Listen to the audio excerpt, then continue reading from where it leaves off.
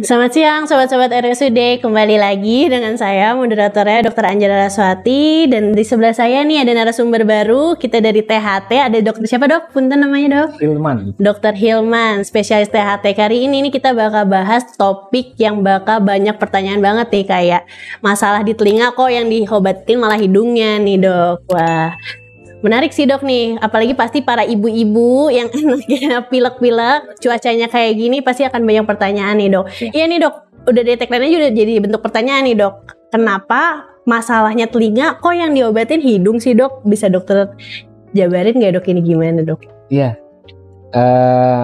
jadi kalau masalah THT itu kan satu kesatuan kita dok ngelihatnya. Makanya dokter THT cuma satu. Hidung, telinga dan tenggorokan itu satu saluran gitu ya.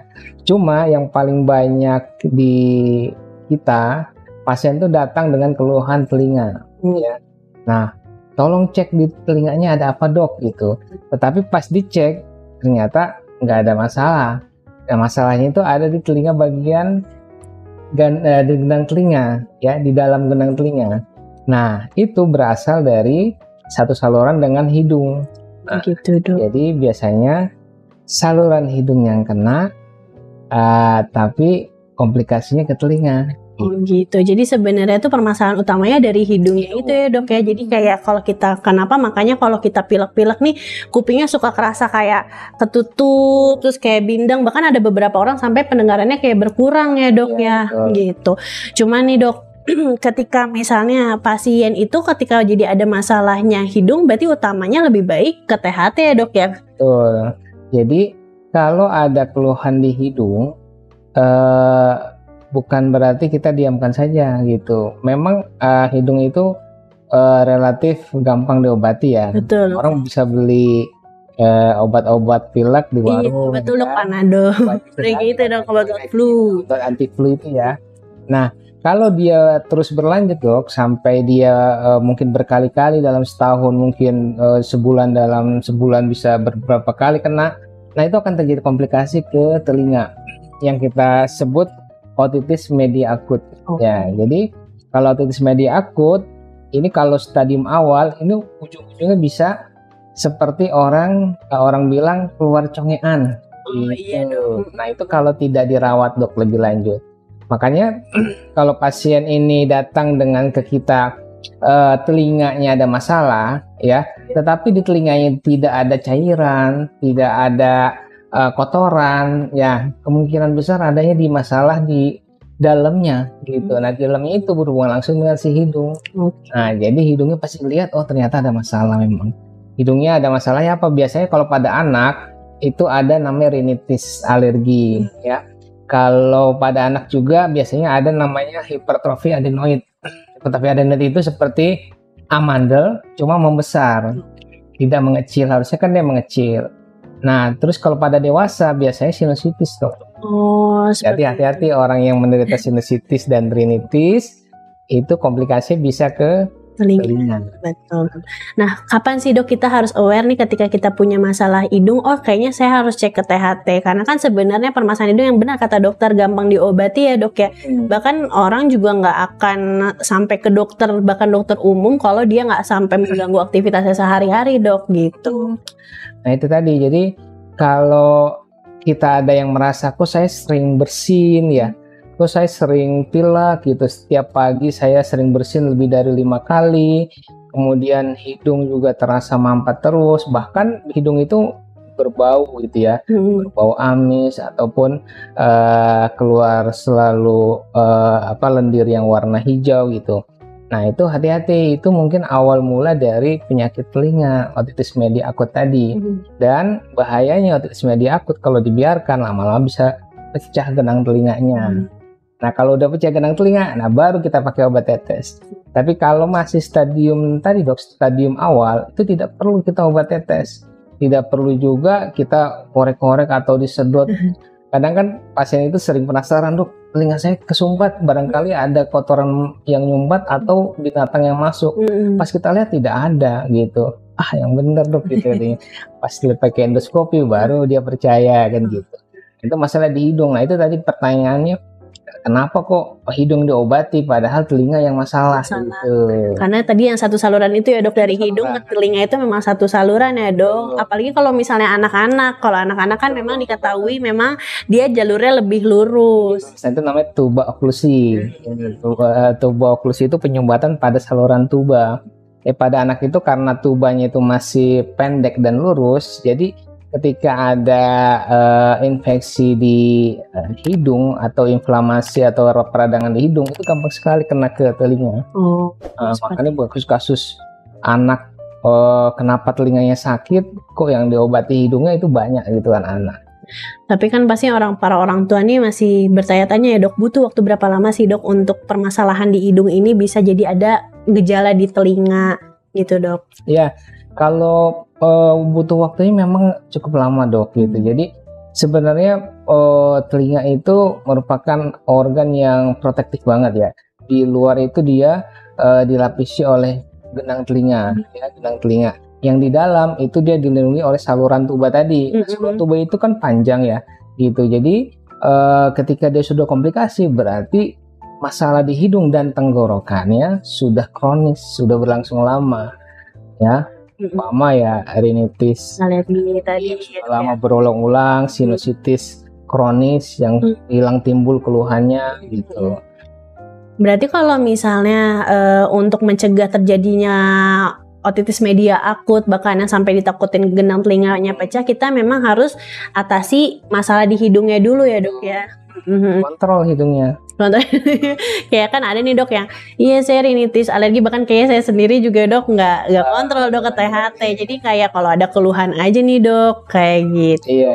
Biasanya kan orang kan kalau dia keluhannya telinga tertutup, tersumbat, biasanya yang pertama kali dikerjakan tuh hidungnya ditutup kemudian ditelen ludah. Betul dok, berharap dia membuka. Iya betul dok. Tuba kan, jadi saluran tuba itu membuka menutup gitu.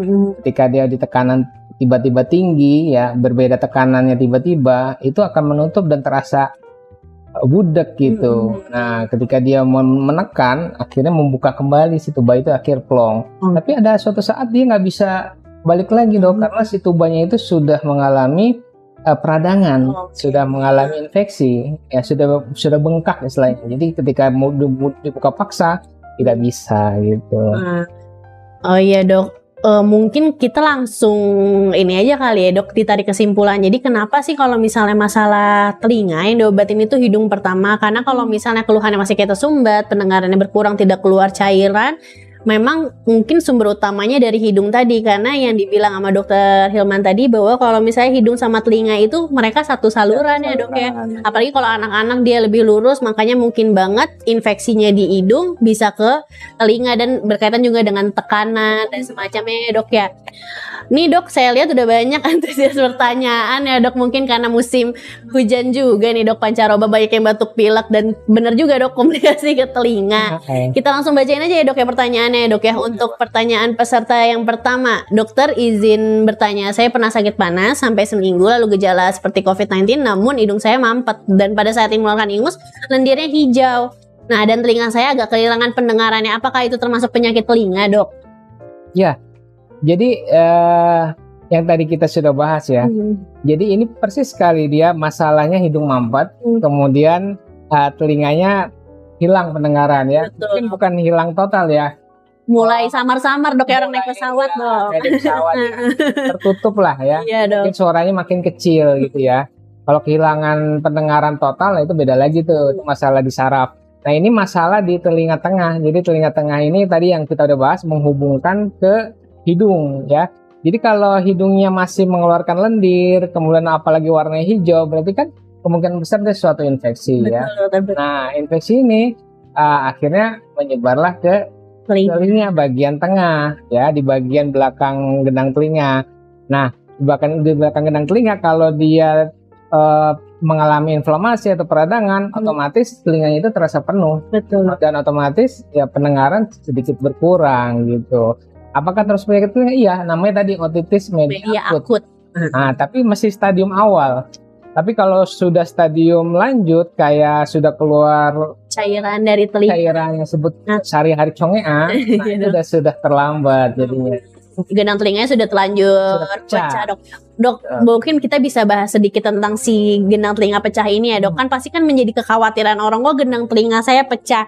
Apakah si gendang telinga ini akan bisa ada lagi, Dok? Maksudnya tumbuh kembali? Apa memang kita harus operasi nih, Dok? Ya, kalau untuk gendang telinga yang pertama kali keluar cairan, baru pertama kali ya, sifatnya akut.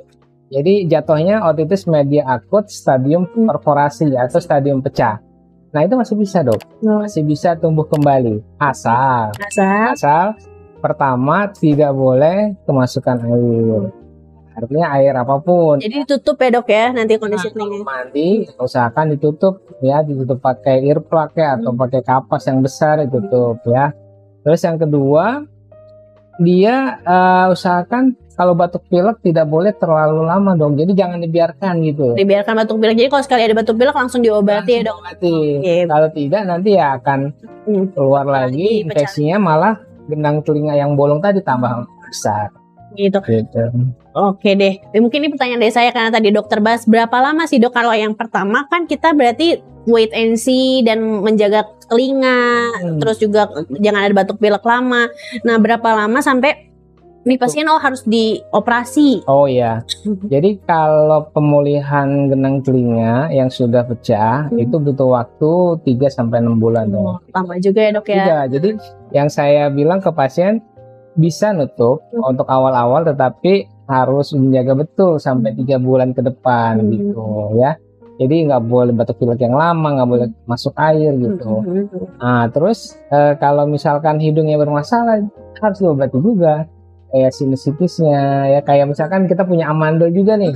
Jadi amandel juga memang peran penting, bukan hanya hidung.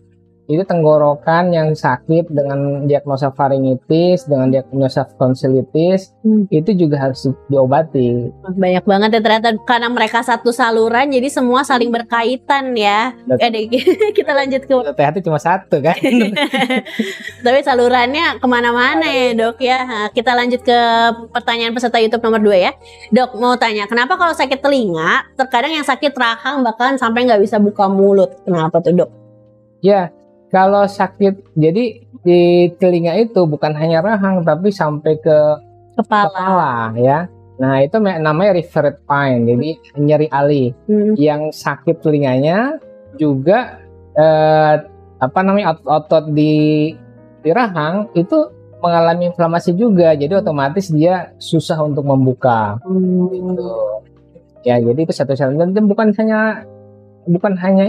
hanya rahang tapi juga dia ke kepala bisa migrain gitu.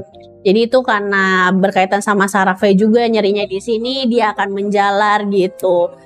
Gitu. Tapi mungkin juga bisa juga nggak cuma masalah telinga ya, Dok ya, kalau misalnya kayak gitu ya. Bisa jadi masalah dari hidung, nyeri ke telinga, terus akhirnya nyeri ke rahang.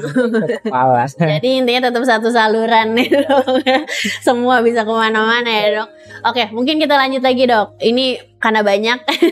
Yang nomor 3, Dok, mau tanya, apakah inhaler flu itu benar bisa meredakan flu, dan apa benar meminum kecap dengan lemon bisa melancarkan dahak atau flu? Inhaler apa nih, Dok? Ya, kalau inhaler hidung, Dok. Inhaler hidung yang ke hidung itu loh.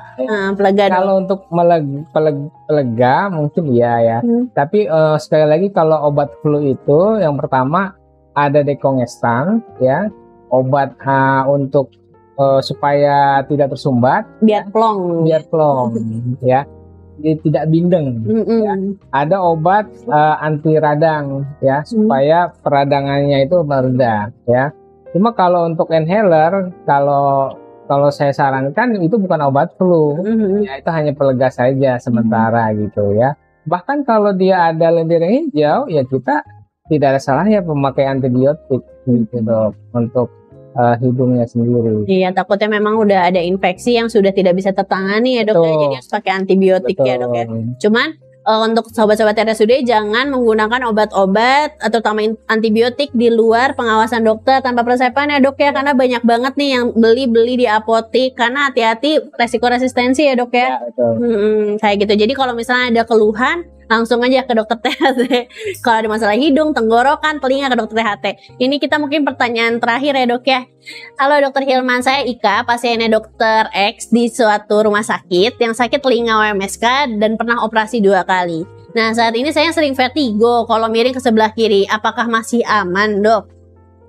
Ya, kalau OMSK kan tadi kita bicara dia komplikasi telinga yang sudah lanjut. Betul dok, sudah lanjut juga. Bukan stadium dini lagi, dia sudah lanjut ya. Atau bahkan dia sampai dioperasi kan? Iya dok, dioperasi 2 kali. Kalau sudah sampai operasi artinya memang ada sesuatu yang di dalam itu yang butuh dibersihkan dok, dalam genang telinga.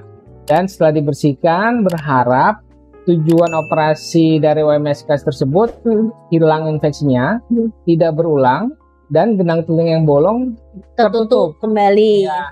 Nah, memang setelah operasi itu kita selalu jelaskan terkadang beberapa komplikasi itu muncul. Nah, salah satunya tadi yang Bu Ika rasakan vertigo. Jadi ada resiko di telinga dalam yang disebut rumah siput yang bisa menyebabkan vertigo gitu. Ada juga yang menyebabkan turun pendengaran lagi gitu ya, kok setelah operasi malah tambah turun gitu kan, bukan membaik ya, karena itu memang suatu komplikasi juga. Tetapi komplikasi ini memang ada, memang tidak gitu, kadang ada kadang tidak gitu. Apalagi yang paling nggak enak itu bisa merot dok. Miling ya dok ya. Nah, memang pilihannya sulit ya, kalau dioperasi dia banyak komplikasi. Kalau tidak dioperasi dia malah infeksi bisa kemana-mana. Iya betul, malah jadi infeksi berat ya dok ya. Karena kita telinga itu hanya lapisannya beberapa mili dari otak, nah itu nanti infeksi bisa ke otak, itu lebih bahaya. Bisa meningitis, bisa encefalitis. Iya, jadi mungkin untuk Mbak Ika mungkin juga sebelumnya mungkin udah dijelasin juga sama dokter THT-nya, cuman memang setiap tindakan pasti ada resiko ya dok ya. Mungkin juga yang teman-teman perlu tahu bahwa telinga nggak cuma organ pendengaran ya dok ya, ada organ keseimbangan kayak gitu, itu juga bisa nyebabin vertigo juga gitu, dan bisa juga suatu komplikasi dari si operasinya mungkin ya dok ya, atau mungkin dia sesuatu yang terpisah juga bisa ya dok ya. Karena kalaupun dia OMSK tapi tidak operasi, dia akan ke arah sana juga dok komplikasinya ke telinga dalam, komplikasinya ke atas ke otak, selalu sering pusing, dan komplikasinya karena saraf bisa merot juga gitu. Jadi memang sebaiknya dioperasi walaupun banyak resikonya, tapi kan segala sesuatu pasti ada resikonya ya dok ya. Dibanding nggak dioperasi malah jadi makin berat, malah penurunan kesadaran, infeksi berat, meningitis gitu. Ya. Oke deh dok, ternyata masih ada dok pertanyaannya ya dok ya. Banyak banget ya dok pertanyaannya. Dok izin nanya, kalau hidung saya mampet sebelah, jika lubang di sebelah kiri, pas saya tidur miring ke kanan, pindah nih dok ke sebelah kanan, kenapa ya dok?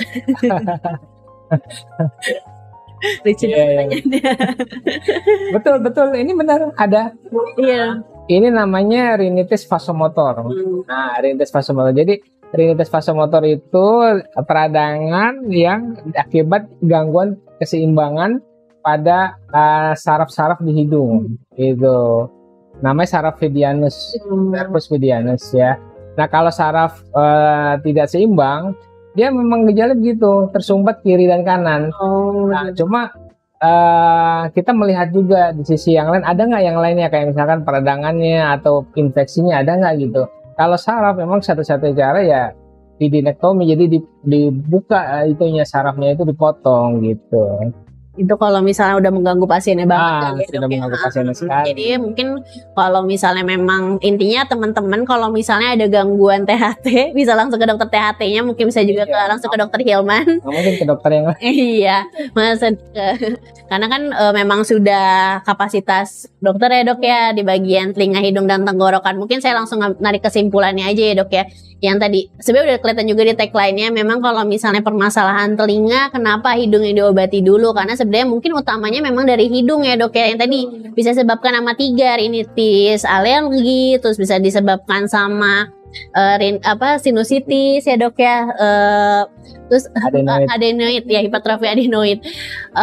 Makanya bisa menyebabin pasiennya juga kayak penurunan pendengaran kayak gitu. Jadi pokoknya yang tadi saya bilang, teman-teman kalau misalnya ada keluhan permasalahan di THT walaupun sesimpel batuk pilek, sebaiknya sih langsung check-in ya dok ya. Takutnya apalagi kalau udah sering berulang nih, gimana nih, lebih baik kita ke dokter THT. Takutnya malah nanti yang kita takutin yang sampai genang telinga pecah ya dok ya, dan gak bisa kembali lagi pendengarannya dan komplikasi-komplikasi yang lainnya. Ada lagi dok yang mau disampaikan dok? Ya, jadi ya intinya kalau ada masalah di hidung dan tenggorokan, biasanya kan paling sering itu ya, iya dok, dan tenggorokan, tetapi paling sering juga tidak diobati ke dokter. Betul, gitu. Dia berusaha untuk mengobati sendiri. Hilang memang, tapi timbul lagi, hilang timbul lagi.